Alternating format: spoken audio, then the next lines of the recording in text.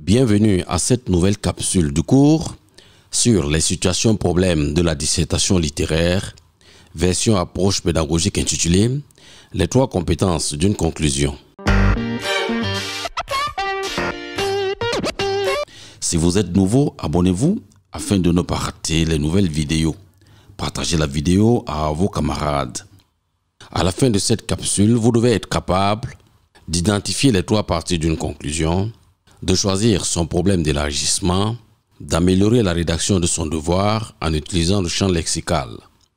Un devoir de dissertation littéraire comporte 4 parties. L'introduction, première partie ou thèse dans le cas d'un plan analytique, deuxième partie ou antithèse dans le cas d'un plan analytique, et la conclusion. Juste après la rédaction de l'introduction d'un sujet de dissertation, il est bien possible d'en rédiger la conclusion. En effet, l'introduction pose les points que vous allez aborder, les questions auxquelles vous allez répondre. La conclusion, elle, donne une synthèse, dresse un bilan. Elle comporte 3 éléments de compétence, à savoir rappeler le problème posé, dresser le bilan de l'étude et élargir le sujet. Cas pratique. Elle se rédige à partir de l'introduction. Émile Zola déclare « Le romancier est un greffier, l'œuvre d'art devient un procès-verbal. C'est dans cet esprit que Stendhal affirme « Le roman est un miroir que l'on promène le long d'une grande route. » Le problème posé ici est celui de la réalité dans les œuvres littéraires. En quoi donc une œuvre littéraire reflète-t-elle les réalités sociales? Pour répondre à cette question, nous nous proposons d'organiser notre travail autour de 2 articulations. D'abord, la réalité dans l'histoire racontée. Ensuite, la réalité dans l'espace et le temps. Solution proposée. Au thème de ce travail où il était question de montrer que l'œuvre littéraire est le reflet du réel, nous retenons qu'une œuvre littéraire est la peinture du quotidien de la société de par l'histoire racontée, les marques des lieux, les époques, parfois les personnages. Mais cela n'enlève en rien au fait qu'une œuvre littéraire est un beau mensonge.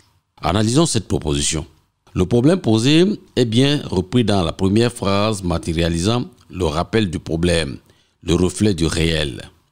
Dans la deuxième phrase qui matérialise le bilan, nous avons reprécisé les aspects que nous avons utilisés dans notre démonstration. L'histoire racontée, les marques des lieux, les époques. Nous avons élargi le sujet en montrant que l'imaginaire regorge un problème dans la littérature. Découpons le corrigé en éléments de compétence. Le rappel du problème est matérialisé par la première phrase. Au thème de ce travail, où il était question de montrer que l'œuvre littéraire est le reflet du réel. La deuxième phrase contient le bilan. Nous retenons qu'une œuvre littéraire est la peinture du quotidien de la société de par l'histoire racontée, les marques des lieux, les époques, parfois les personnages. Dans la troisième phrase se trouve l'élargissement. Mais cela n'enlève rien au fait qu'une œuvre littéraire est un beau mensonge.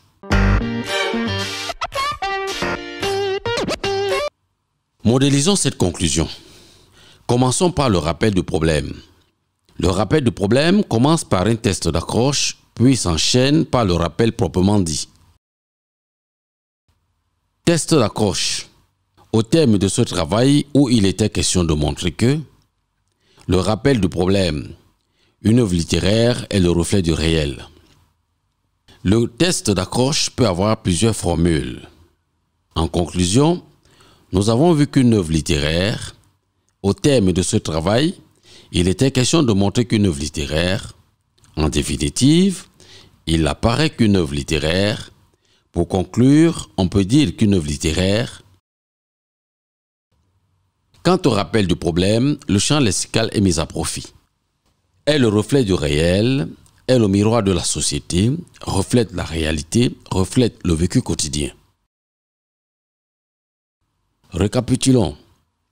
Test d'accroche. Nous retenons qu'une œuvre littéraire est bilan de l'étude, la peinture du quotidien de la société de par l'histoire racontée, les marques des lieux, les époques, parfois les personnages. Le test d'accroche peut avoir plusieurs formules. Nous retenons qu'une œuvre littéraire est Nous pouvons affirmer qu'une œuvre littéraire, nous pourrons soutenir qu'une œuvre littéraire.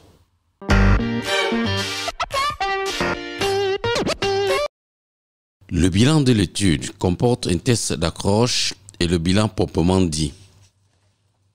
Le test d'accroche.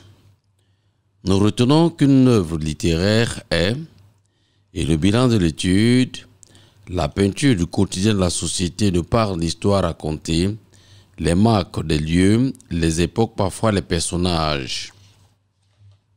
Le test d'accroche peut avoir plusieurs formules.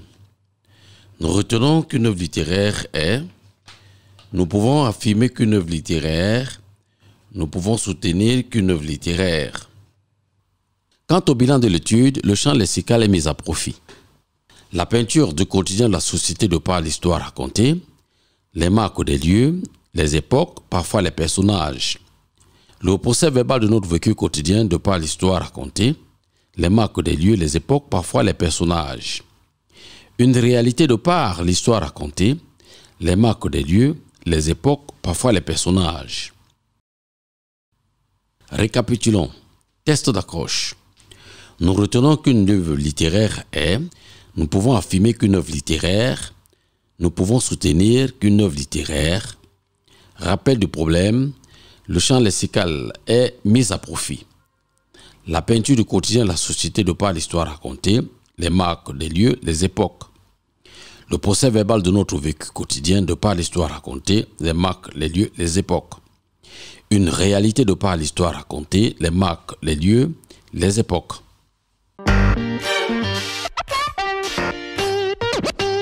L'élargissement du sujet comporte également un test d'accroche et l'élargissement proprement dit. Mais cela n'enlève rien au fait qu'une œuvre littéraire est nouveau problème, un beau mensonge. Le test d'accroche peut avoir plusieurs formules.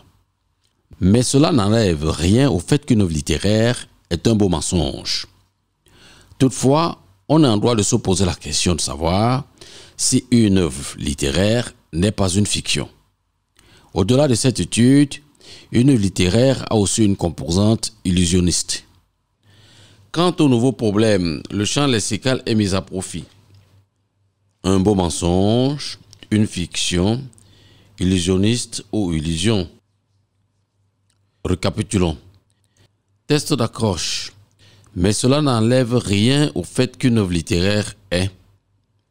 Toutefois, on a en droit de se poser la question de savoir si une œuvre littéraire n'est pas. Au-delà de cette étude, une œuvre littéraire a aussi une composante. Nouveau problème où le champ lexical est mis à profit. Un beau mensonge, imaginaire et réel, une fiction, quelque chose qui est fictive, et illusionniste, c'est de l'illusion. Regardons quelques cas pratiques de détermination du problème de l'élargissement.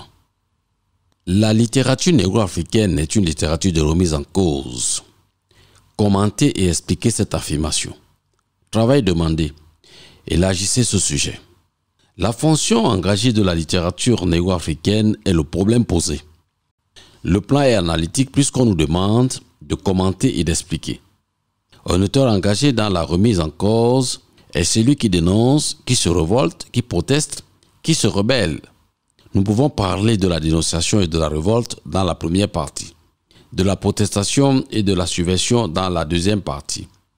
Pour montrer au correcteur que nous maîtrisons le sujet, il serait judicieux de dire à l'élargissement que l'engagement littéraire a aussi une composante dite de remise en place, incluant la prise de conscience et l'aspiration au meilleur. Pour plus de précision, voir la capsule sur la problématisation, plus précisément les problématiques internes d'un problème. Deuxième cas. La littérature négro-africaine est une littérature de remise en cause. Commentez et discutez cette affirmation. Travail demandé, élargissez ce sujet. La fonction engagée de la littérature négro-africaine est le problème posé. Le plan est dialectique, puisqu'on nous demande de discuter. Un auteur engagé dans la remise en cause est celui qui dénonce, qui se révolte, qui proteste, qui se rebelle. Nos éléments de la thèse sortiront de la dénonciation, de la révolte, de la protestation ou de la subversion dans l'antithèse. Nous montrerons que l'engagement littéraire, c'est aussi la prise de conscience et l'aspiration au meilleur. Pour montrer aux correcteurs que nous maîtrisons la littérature négro-africaine, nous dirons dans l'élargissement que la littérature négro-africaine a aussi comme problématique les fonctions lyriques, didactiques et esthétiques. Et notre cas. Une œuvre littéraire est un bon mensonge. Commentez et expliquez cette affirmation. Travail demandé, élargissez ce sujet. Élément de réponse. La fiction est le problème posé. Le plan est analytique puisqu'on nous demande de commenter et d'expliquer. Contrairement à l'autre sujet, on ne nous a pas imposé les aspects du problème à utiliser. Nous choisirons des aspects dans le contexte imaginaire pour le développement du sujet, puis, pour montrer au correcteur que nous maîtrisons le contexte imaginaire et réel, nous poserons le problème de la réalité dans les œuvres à l'élargissement. Une œuvre littéraire est un bon mensonge. Commentez et discutez cette affirmation. Travail demandé, élargissez ce sujet. Voici l'élément de réponse. La fiction est le problème posé. Le plan est dialectique puisqu'on nous demande de commenter et de discuter. Contrairement à l'autre sujet, tous les aspects de la fiction entreront dans la thèse, puis dans l'antithèse. Nous choisirons des aspects dans la réalité. Pour montrer au correcteur que nous maîtrisons le contexte de littérature imaginaire et réelle, nous choisirons le problème de l'élargissement dans le contexte, l'éthique, l'esthétique, l'engagement, etc. Au terme de cette capsule, où il était question des compétences d'une conclusion, dans le cadre de la méthodologie de rédaction d'un devoir de dissertation littéraire, il ressort que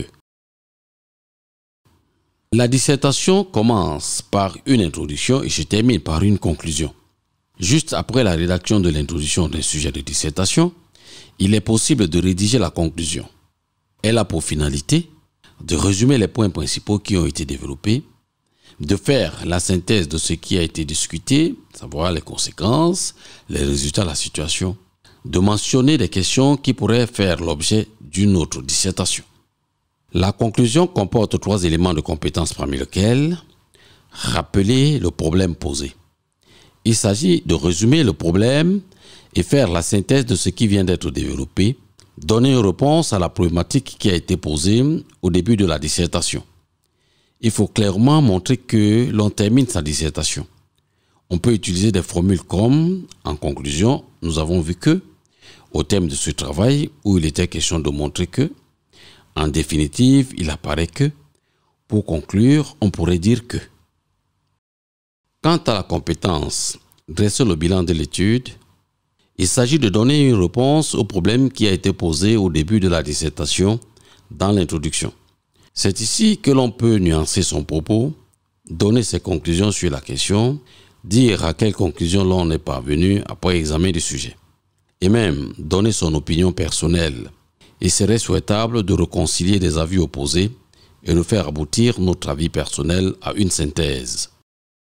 Quant à l'élargissement du sujet, il s'agit pour terminer de suggérer les limites ou les apories du sujet et envisager d'autres pistes de lecture éventuelles, d'autres perspectives d'études, d'autres questions ou plus générales ou plus pointues. Les meilleurs élargissements du sujet sont ceux qui s'ouvrent sur les problématiques des autres contextes littéraires. Nous espérons que vous avez bien suivi le cours. Nous vous disons bonne écoute en tout cas et nous vous exhortons de partager le cours proposé par Djongo Classis et de vous abonner sur la page si vous ne l'avez pas déjà fait.